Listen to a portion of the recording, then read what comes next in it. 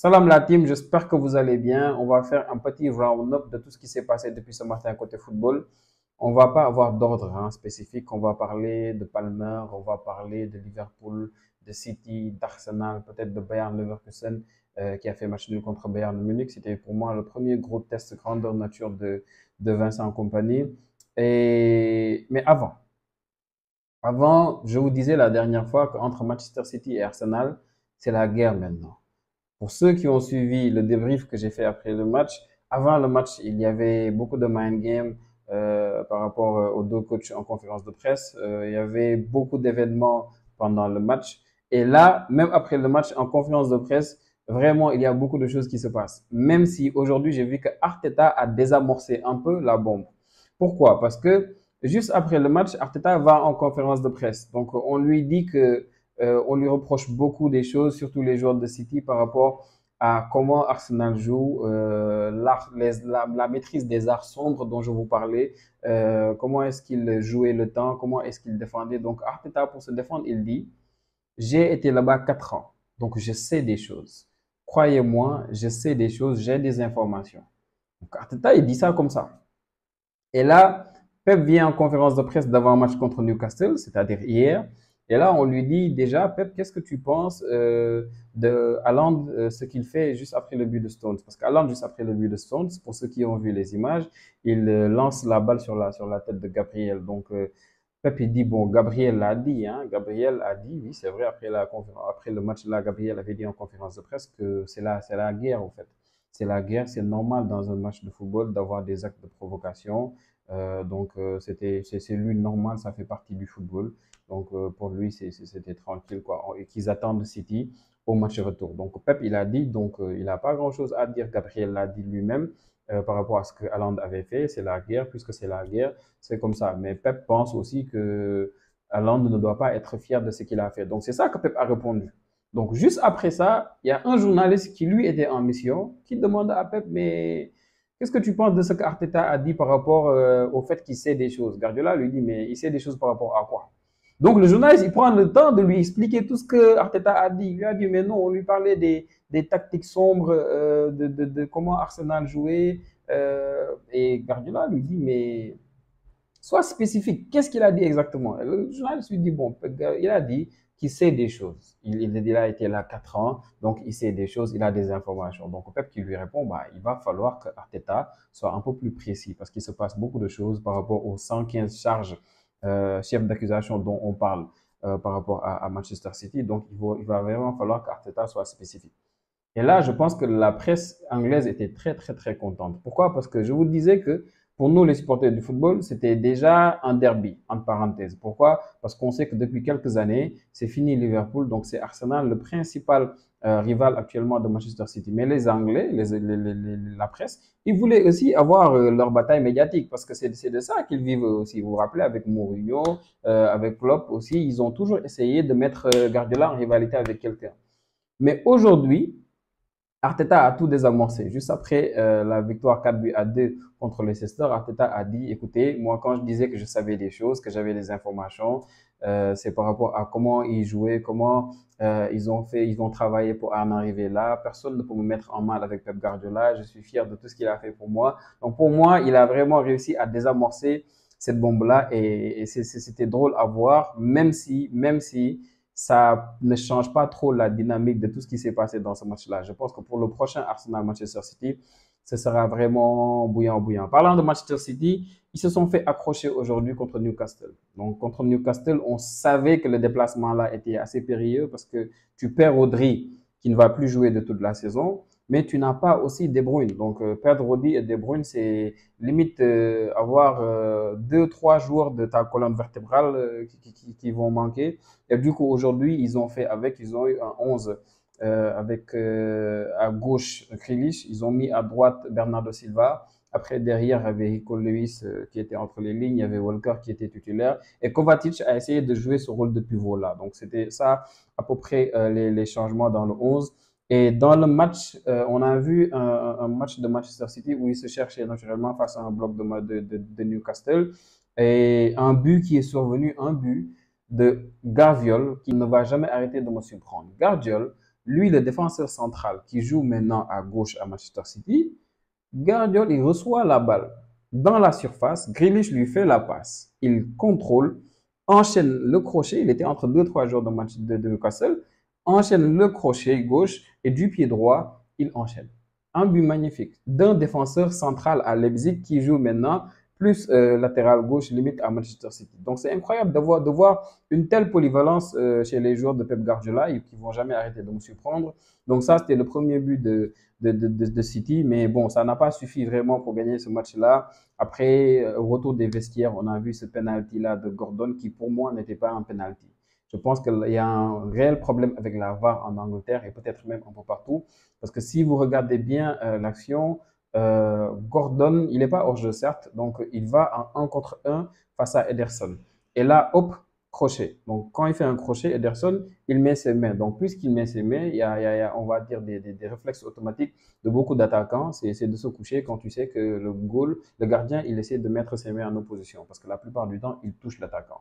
Mais quand on voit les ralentis, on sait que Ederson ne touche pas vraiment Gordon. Pour moi, il n'y a pas penalty. Donc, la VAR a été introduite pour essayer de lutter contre ces fautes automatiques-là, ces pénaltys automatiques. Et malheureusement, on voit qu'en Angleterre, en Espagne, même un peu partout, la VAR n'arrive pas à aider par rapport à ça. Donc, Gordon a égalisé sur penalty. Manchester City, actuellement, qui est sans Rodri, sans De Bruyne, se fait accrocher et se fait rattraper. Parce qu'après après le match de Manchester City, on a vu le match de Arsenal aujourd'hui contre Leicester. Arsenal, sa seule mission, c'était de gagner et de revenir un peu au classement.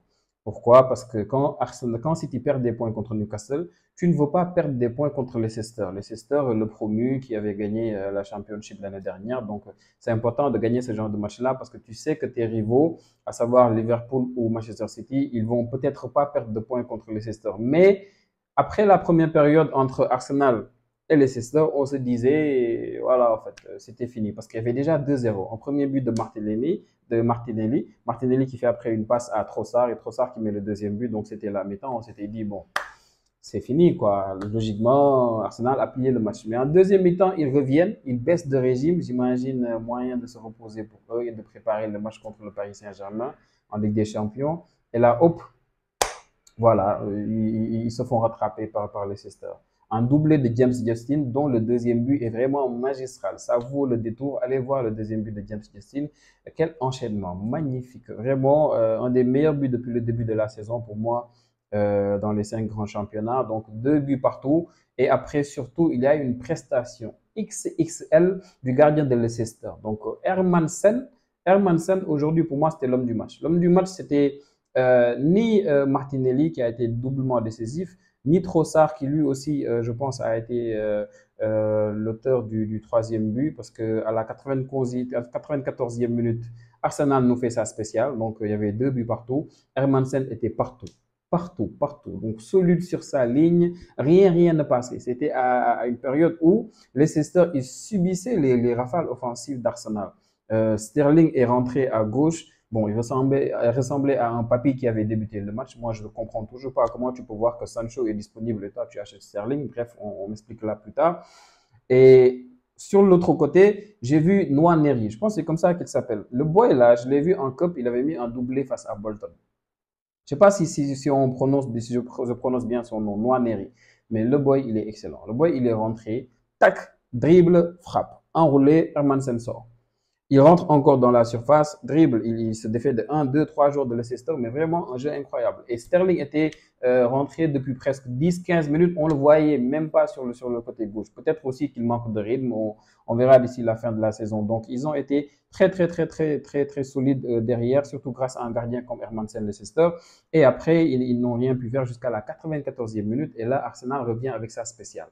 Corner, surnombre au deuxième poteau, 2-3 4 joueurs, donc dont Trossard qui était bien derrière et Gabriel qui se mettait juste à l'entrée de la surface. Mais cette fois-ci, la balle est allée au second poteau pour Trossard. Trossard qui touche la balle et hop, Ndidi qui met la balle contre son camp. Donc 3 buts à 2, ils n'ont rien pu faire Leicester. Et juste après, Havertz a ramassé son petit but. Donc malgré cette défaite-là, je pense que Hermansen, le gardien, de Leicester a été pour moi l'homme du match aujourd'hui. Il a été l'homme du match. Il a fait un match incroyable malgré le doublé de James Justin, le latéral droit, qui a été très bon aujourd'hui.